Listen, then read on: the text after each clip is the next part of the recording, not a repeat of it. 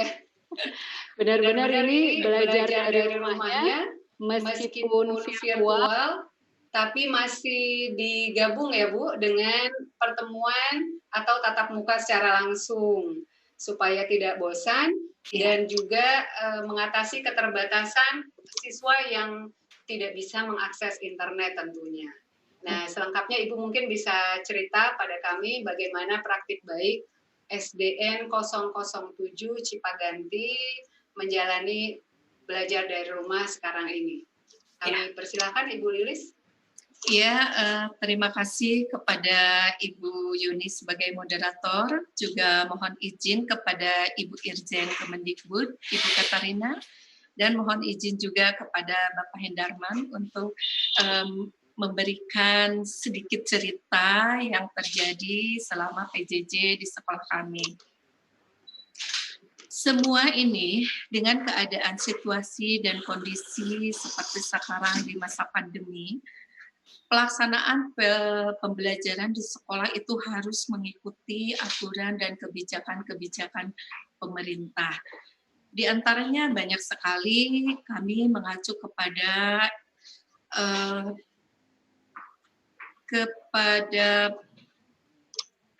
edaran Mendikbud nomor 01 tahun 2020, yaitu tentang kebijakan Merdeka Belajar dalam penentuan kelulusan peserta didik dan PPDB.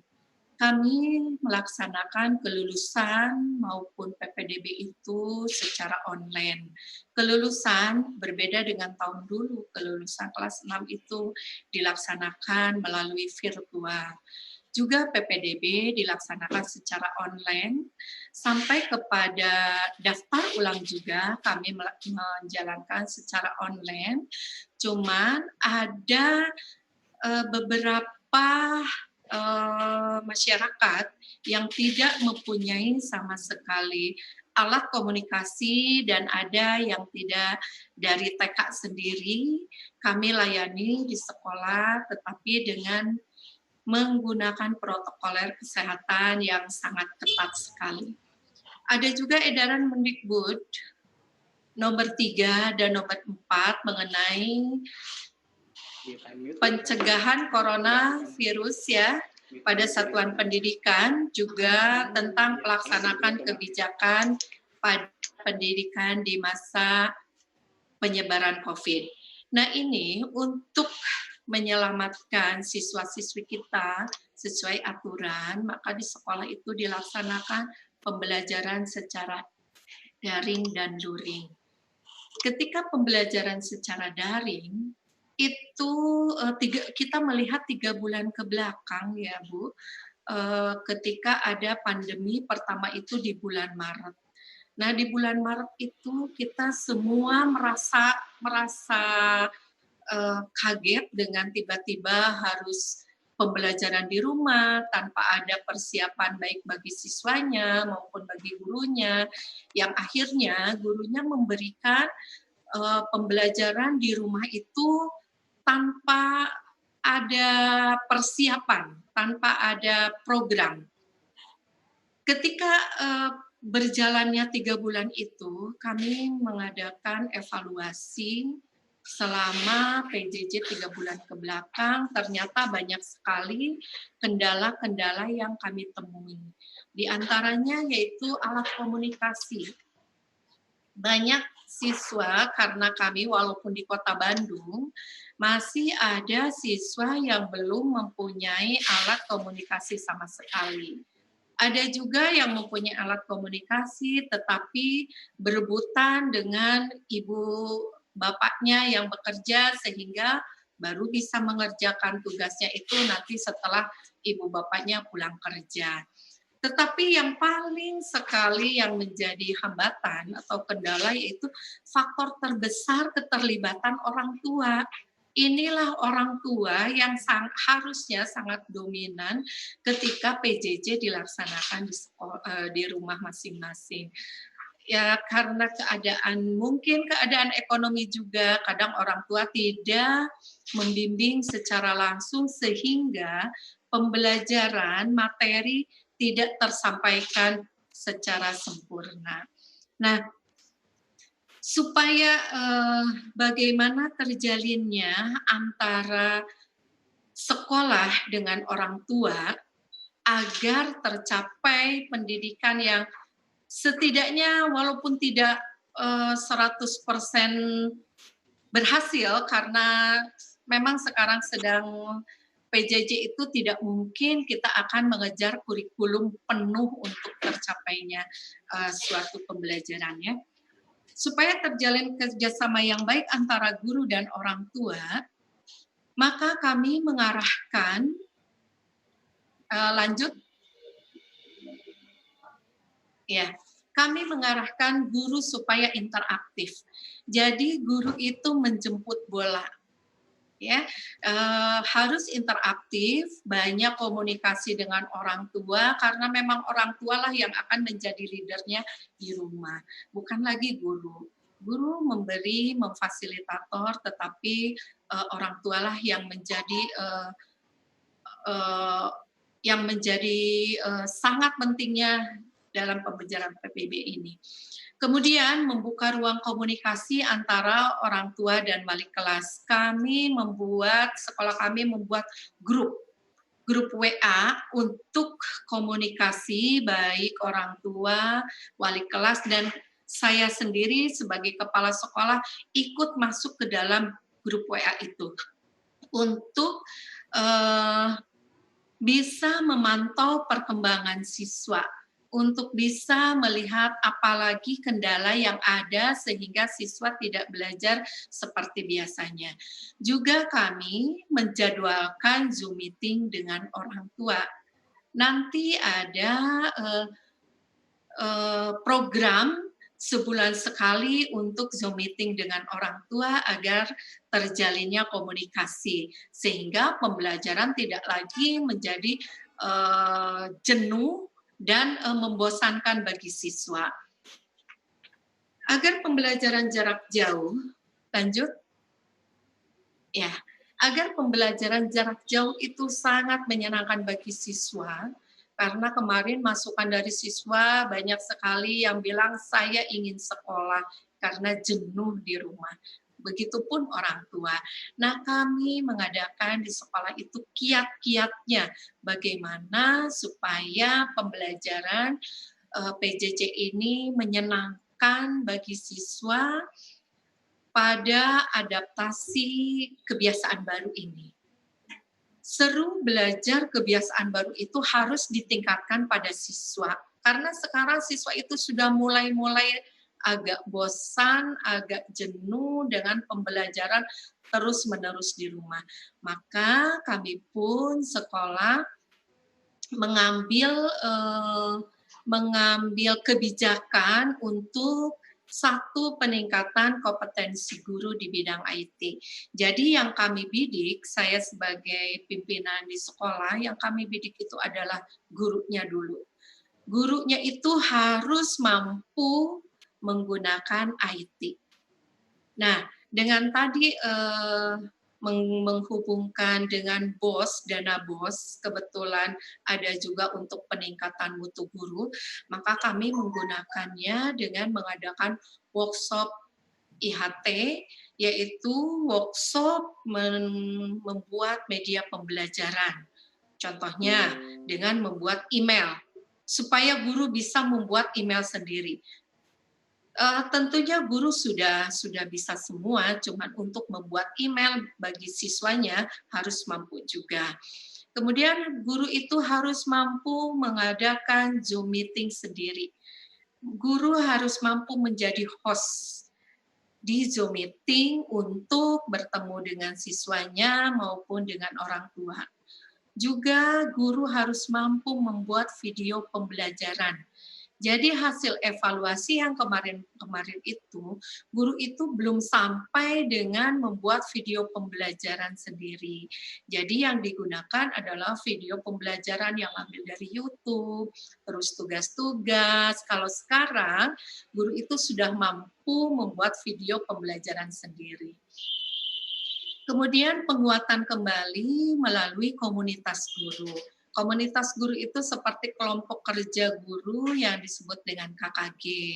Tetapi sebelum keluar, kami di sekolah sendiri sudah merekatkan komunitas guru sendiri di lingkungan sekolah dengan saling membantu ketika membuat video pembelajaran. Yang satu menjadi artis, yang satunya membantu membuat video pembelajaran. Itu kami tekankan kepada guru agar semua video pembelajarannya hasil dari guru sendiri. Biar siswa tahu, oh bu guru saya nih membuat pembelajarannya oleh gurunya sendiri ya. Kemudian membuat ruang komunikasi dengan orang tua untuk memberikan pembelajaran lewat daring. Nah, komunikasi ini dengan orang tua itu berupa yang paling sederhana itu berupa WA. Karena WA itu akan digunakan oleh guru sebagai alat informasi juga, menyampaikan informasi, menyampaikan tugas-tugas, dan mengumpulkan tugas-tugas. Itu bagi siswa yang mempunyai alat komunikasi. Tetapi nanti kita ada juga yang siswa yang tidak mempunyai alat komunikasi sama sekali, sekolah memfasilitasinya dengan tugas-tugas secara luring. Nanti guru sendiri yang akan datang menyampaikan tugas selama 1 minggu ke depan. Jadi tidak tiap hari guru itu datang mengunjungi siswa, tetapi guru itu akan 1 minggu sekali untuk memberikan tugas siswa dan nanti mengambil hasilnya siswa. Itu bagi yang luring. Dengan dananya itu, ya itu menggunakan dari dana BOS, karena ketika masa COVID ini, dana BOS bisa digunakan untuk pembelajaran juga selain untuk memberikan pulsa kepada guru, karena memang ketika daring kan guru selalu menggunakan internet. Kemudian memberikan home visit juga. Nah, home visit ini yaitu tadi guru datang ke mengunjungi rumah siswa. Kita membentuk di sekolah itu membentuk satu kelas itu dibagi 4 kelompok. 4 kelompok itu akan dihadiri oleh guru pada setiap kelompoknya. Jadi minggu pertama guru akan datang ke kelompok 1, hanya 1 kali. Jadi dalam sebulan itu guru bisa bertemu muka dengan siswa hanya 1 kali. Kalau kita jumlahkan sampai bulan Desember, guru itu hanya bisa bertatap muka dengan siswa itu hanya 5 kali. Sesuai dengan edaran dari Disdik juga, minimal 1 kali dalam sebulan siswa bisa bertemu muka dengan gurunya. Kegiatan rutin juga mengadakan Zoom meeting dengan siswa minimal 1 bulan sekali. Jadi Zoom meeting itu bukan dengan orang tua saja, kita menekankan juga kepada guru, ayolah kita harus melaksanakan Zoom meeting juga dengan siswa untuk mendekatkan batin antara siswa dengan gurunya. Karena siswa sekarang itu sangat rindu, selain ingin sekolah juga rindu kepada gurunya. Nah, salah satunya itu dengan Zoom meeting kepada siswanya. Juga ada BP ya, bimbingan penyuluhan penanganan khusus secara langsung. Ini diberikan kepada siswa yang khusus, kalau tadi berkelompok, kalau sekarang khusus. Ketika siswa ini jauh dari akses dengan teman-temannya, juga tidak mempunyai alat komunikasi, dan dia terpencil. Karena walaupun di Bandung masih ada penduduk yang terpencil jauh dari tetangganya, sulit untuk berkomunikasi. Nah, disinilah guru mengadakan bimbingan langsung, datang ke rumah siswa tersebut, memberikan tugas supaya siswa tersebut mendapatkan haknya untuk belajar. Intinya itu supaya terciptanya seru belajar kebiasaan baru untuk membangkitkan lagi eh, senangnya anak belajar, yaitu dengan tidak membebani siswa. Tidak membebani siswa di sini adalah belajar dari rumah memberikan pengalaman belajar yang bermakna. Jadi tidak membebani bahwa tuntutan untuk menuntaskan seluruh capaian kurikulum. Karena memang kalau sedang seperti PJJ ini, capaian kurikulum itu sangat-sangat sedikit sekali untuk tercapainya, tetapi yang ditekankan di sini adalah lebih menekankan pada penumbuhan karakter. Itu penumbuhan karakter inilah yang nanti akan terbiasa ketika si anak mulai masuk di bulan Januari, insya Allah mudah-mudahan hanya sampai Desember ya PJJ ini, karena memang baik siswa maupun orang tua sudah tidak sabar lagi. Nah, yang kedua, tidak membebani orang tua. Selama ini hasil evaluasi orang tua itu sangat terbebani.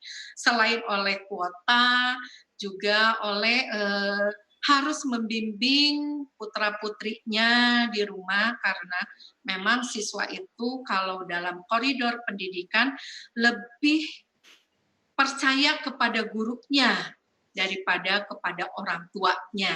Nah, disinilah peran orang tua harus bisa menggantikan peran guru di sekolah. Kemudian pembelajaran yang dilaksanakan di rumah itu harus mengacu kepada aktif, kolaboratif, dan integratif. Aktif di sini siswa diberikan kebebasan, tidak terpaku kepada semata-mata hanya kurikulum saja. Kebebasan dengan aktif dia tidak keluar dari jalur KD yang akan diberikan oleh guru juga. Karena guru di sini hanya sebagai fasilitator. Kemudian kolaboratif, pembelajaran itu harus melakukan berbagai aktivitas bersama. Seperti tadi berkelompok itu merupakan kolaboratif untuk menyelesaikan masalah. Siswa itu tidak bisa menyelesaikan masalah ketika ada yang perlu dikerjakan sendiri, dia tidak bisa, jadi harus bergabung dengan temannya sendiri. Makanya tadi kita mengadakan kelompok belajar. Itu tidak banyak, paling 7 orang dengan memenuhi protokoler kesehatan, itu tidak lepas dari salah satunya masker. Juga secara integratif, yaitu terpadu, mengaitkan beberapa mata pelajaran sehingga peserta didik memperoleh pembelajaran yang lebih bermakna. Jadi di PJJ ini kita tidak menekankan hanya pengetahuan saja, tetapi yang lebih ditekankan lagi yaitu untuk pengalaman hidup, baik sikapnya maupun keterampilannya.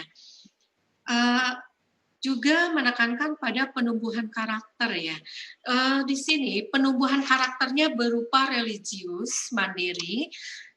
Orang tua yang ikut pada komunitas informasi pada WA, guru selalu memberikan penguatan ketika mau pembelajaran dimulai. Seperti di sekolah pada umumnya, ketika masuk pada umumnya, guru itu selalu sebelum memberikan pelajaran itu mengajak siswanya dulu untuk membacakan Asmaul Husna, membacakan ayat-ayat pendek. Itu karena di sekolah kami itu ketika tidak adanya pandemi itu sudah terbiasa. Pembiasaan karakter itu sudah kami lakukan, baik dari segi nasionalisnya, karena pagi-pagi selalu lagu Indonesia Raya dibacakan setelah pembacaan ayat-ayat suci Al-Quran, ayat pendek, terus ayat Asmaul Husna. Juga tidak lupa karakter Bandung Masaginya tidak hilang, karena kita ada hari tertentu untuk penumbuhan karakter di Bandung Masaginya. Alhamdulillah dan insya Allah program kami sudah berjalan dengan baik karena respon dari orang tua itu sangat mendukung. Tanpa kerjasama orang tua, pembelajaran tidak akan berjalan dengan lancar. Ketika orang tua sudah menjalin komunikasi, insya Allah kerjasama selama ini yang diharapkan oleh orang tua, oleh siswa maupun oleh guru sendiri akan berjalan dengan lancar. Mungkin itu pengalaman di sekolah kami untuk membangkitkan seru belajar kebiasaan baru, sehingga alhamdulillah siswa itu selalu menagih ketika ada di grup, selalu menagih, "Ibu, kapan kita mau belajar lagi? Ayo Bu, kita nyanyi dulu, ayo Bu." Guru juga, saya menekankan kepada guru untuk selalu menyapa kepada orang tua sebelum pembelajaran dimulai, dan ketika pembelajaran sudah selesai, guru harus memberikan penghargaan dengan mengucapkan selamat, terima kasih kepada orang tua telah membimbing. Nah, kata-kata walaupun kata-katanya itu tidak terlalu memuji, tetapi bagi orang tua itu sudah sangat-sangat merupakan motivasi, sehingga orang tua sekarang selain guru siswanya belajarnya senang, orang tuanya juga sekarang sudah terlihat senang, sudah hilang lagi kejenuhan karena kita bekerja sama walaupun melalui daring. Dan itu mungkin yang bisa saya sampaikan, mudah-mudahan bisa menginspirasi yang lain untuk menumbuhkan belajar yang seru bagi siswa dan belajar juga yang seru bagi orang tua, karena bukan siswa saja di sini, orang tua juga ikut belajar. Ya, gitu ya. Terima kasih kepada moderator, diberikan waktunya juga